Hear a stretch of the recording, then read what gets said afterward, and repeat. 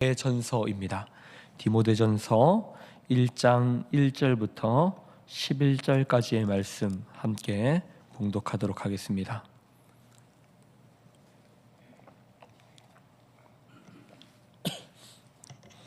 디모데전서 1장 1절부터 11절 말씀 함께 봉독하겠습니다. 우리 구주 하나님과 우리의 소망이신 그리스도 예수의 명령을 따라 그리스도 예수의 사도된 바울은 믿음 안에서 참된 아들된 디모데에게 편지하노니, 하나님 아버지와 그리스도 예수 우리 주께로부터 은혜와 긍휼과 평강이 내게 있을지어다. 내가 마게도냐로 갈 때에 너를 권하여 에베소에 머물라 한 것은 어떤 사람들을 명하여 다른 교훈을 가르치지 말며 신하와 끝없는 족보에 몰두하지 말게 하려 함이라.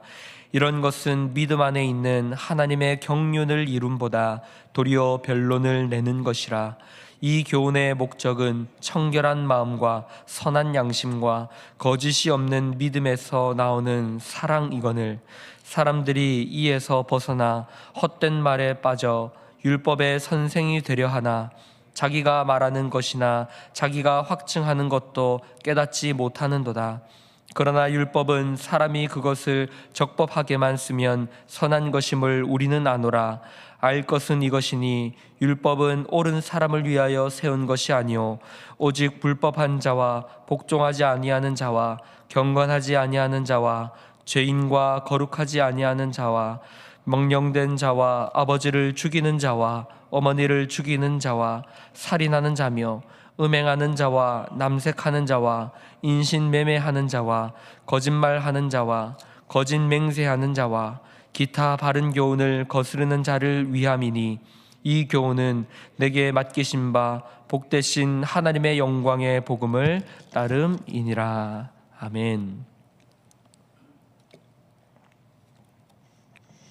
네, 새해 첫날 우리 또 새해 첫날부터 우리가 디모데 전서의 말씀을 살펴보게 됩니다.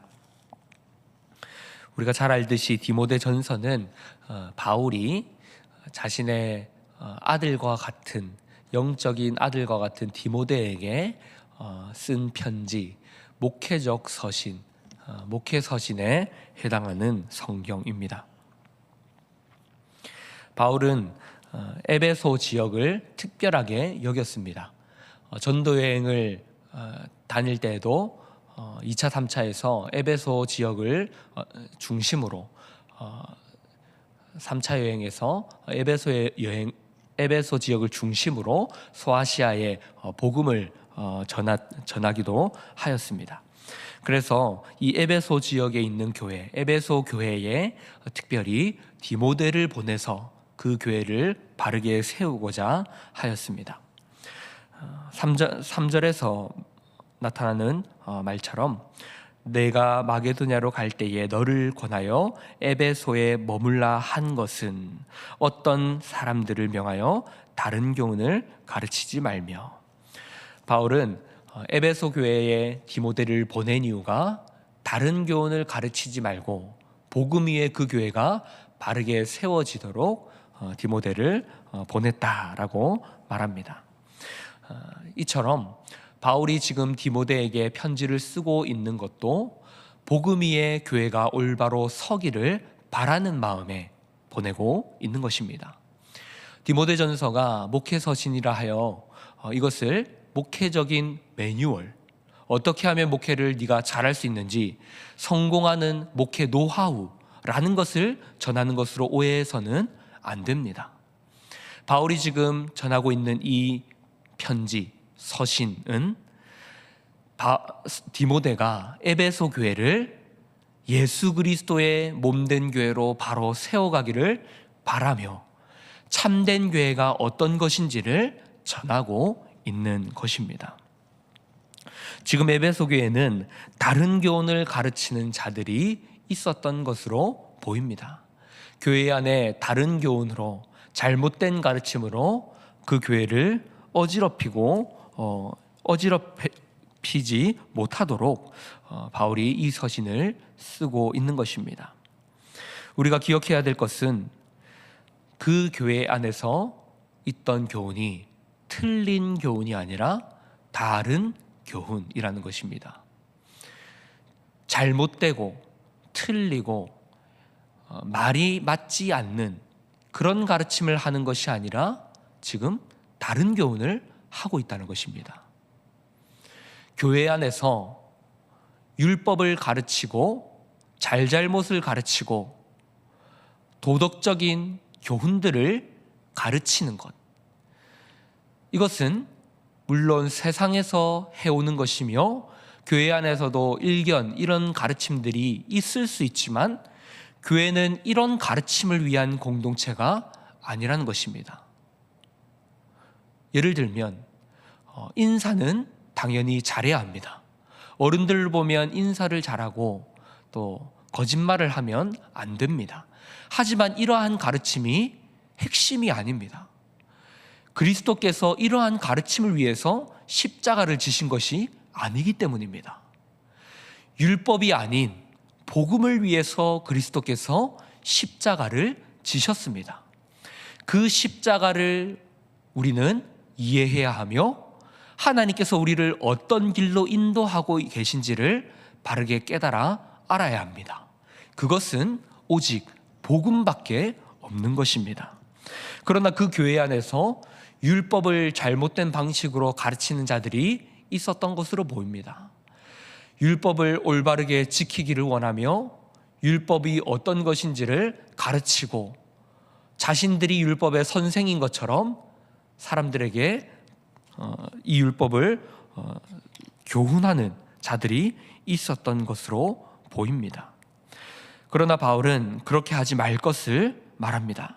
율법 자체는 옳은 것이지만 그 율법은 지켜서 올바라지는 것이 아니라 우리가 율법 앞에 지킬 수 없는 존재라는 것을 보게 되어 복음으로 가게 만드는, 율법을 우리가 지키도록 노력하고 힘써야 하지만 그것이 지켜서 교만해지는 것이 아니라 우리가 날마다 지킬 수 없는 것을 보게 되며, 하지만 복음이 우리를 의롭게 만들었으므로 겸손하게 그 율법을 지키게 되는 그런 용도로 주어지게 된다는 것을 말하는 것입니다.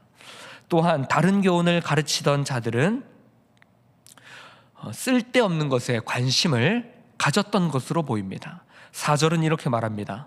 신하와 끝없는 족보에 몰두하지 말게 하려 함이라. 이런 것은 믿음 안에 있는 하나님의 경륜을 이름보다 도리어 변론을 내는 것이라. 교회 안에서는 다른 가르침과 쓸데없는 논쟁을 하지 말아야 합니다. 신하와 끝없는 족보, 그러니까 의미 없는 것들에 관심을 가지고 의미 없고 전혀 도움되지 않는 것들을 논쟁하여서 이것이 맞다, 이런 것은 이런 의미다 라는 식으로 지적인 자랑에 충만하여서 다른 사람들에게 높아지려는 그런 쓸데없는 짓들을 하지 말라는 것입니다. 끝없는 족보는 아마도 아브라함의 혈통을 분별하기 위한 것으로 보여집니다.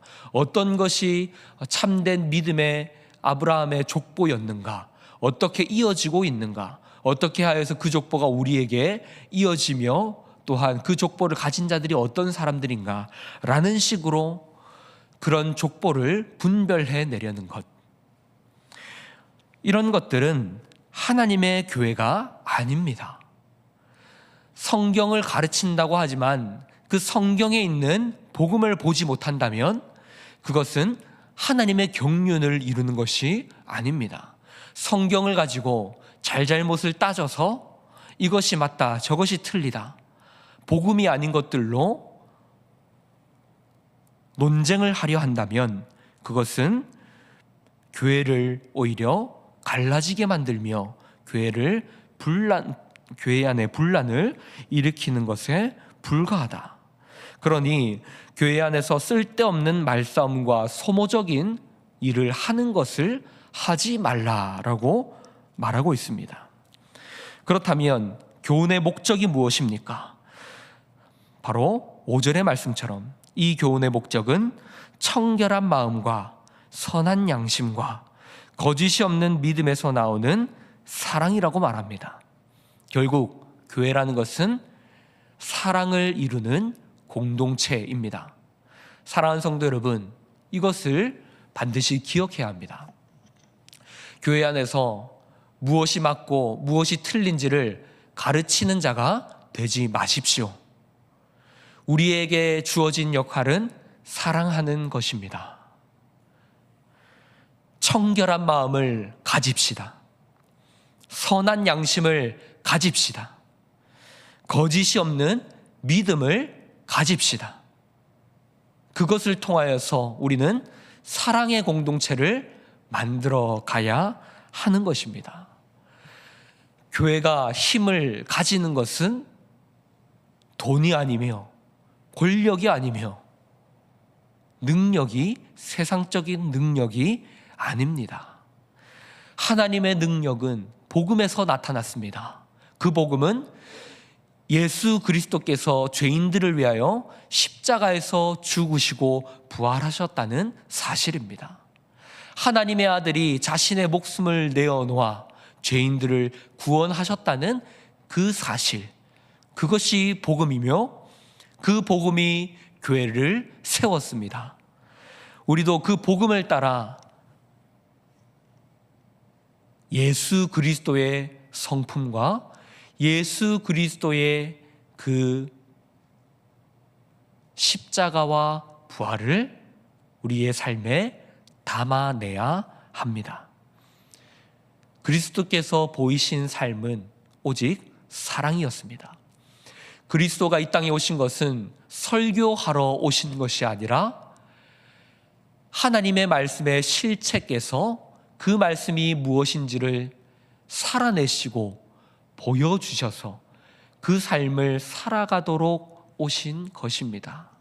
그러니 사랑하는 성도 여러분, 설교하는 자들이 되지 마십시오. 옳고 그름을 말로써 보이는 자들이 되지 마십시오. 무엇이 사랑인지 말로 가르칠 수 없습니다.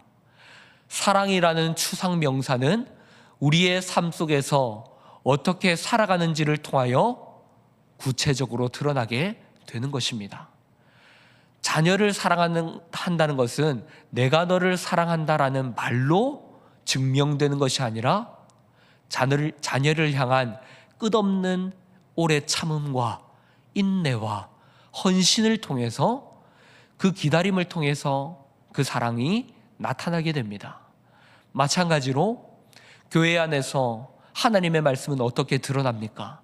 그 말씀은 이런 것이다, 저런 것이다, 네가 말하는 것은 틀렸다 라는 식의 논쟁으로 드러나는 것이 아니라 바로 청결한 마음과 선한 양심과 거짓이 없는 믿음을 통한 사랑으로 하나님의 말씀이, 복음이 드러나게 되는 것입니다. 그러니 율법을 가르치는 선생이 되려 하지 마시고 하나님께서 우리에게 보여주신 그 복음을 살아내려 노력하는 하나님의 자녀가 되어야 하는 것입니다. 율법은 좋은 것입니다. 올바른 것입니다. 하지만 그 율법을 잘못 사용해서는 안 됩니다. 율법은 우리를 그리스도께로 인도하는 통로입니다. 율법을 지켜서 나는 올바라졌다라는 식의 용도로 주어진 것이 아니라 율법은 우리가 복음만이 우리를 구원하게 한다라는 것을 알게 하는 용도라는 것을 기억해야 합니다. 말씀을 정리하겠습니다. 사랑하는 성도 여러분, 교회 안에 다른 가르침을 가르쳐서는 안 됩니다. 그 가르침이 올바른 것이라고 할지라도 그리스도께서 그런 다른 복을 위하여 죽으신 것이 아닙니다. 그리스도께서 보이신 것은 복음이시며 죄인을 위하여 죽으심 그리고 부활하심이라는 것을 기억합시다. 그리스도께서 그렇게 하신 이유는 우리를 속량하여서 하나님의 의를 드러내기 위함입니다. 교회는 세상에서 볼 수 없는 하나님의 사랑, 그 사랑으로 서로를 사랑하며 서로를 용납하며 세워가는 공동체입니다. 율법을 가르쳐서 내가 올바라지는 것이 아니라는 것을 기억하시고, 말씀을 읽는 것이 나를 바르게 하는 것이 아니라 그 말씀을 읽고 그 말씀을 살아가며 그 말씀의 교훈을 마음에 새기며 우리는 하나님을 닮아갈 때 그 복음의 영광이 드러난다는 것을 기억해야 합니다. 저와 여러분이 그 복음으로 살아가는 자들이 될 수 있기를, 올 한 해의 시작도 그 복음으로 살아가는 저와 여러분이 되시기를 주님의 이름으로 축복합니다. 우리 들으신 말씀을 기억하며 기도할 때에 다른 교훈이 아닌 하나님의 영광의 복음으로 사랑하며 살게 하여 주시옵소서. 우리 함께 들으신 말씀을 기억하고 기도하시고 공통의 기도 제목과 개인의 기도 제목으로 기도하도록 하겠습니다. 기도하겠습니다.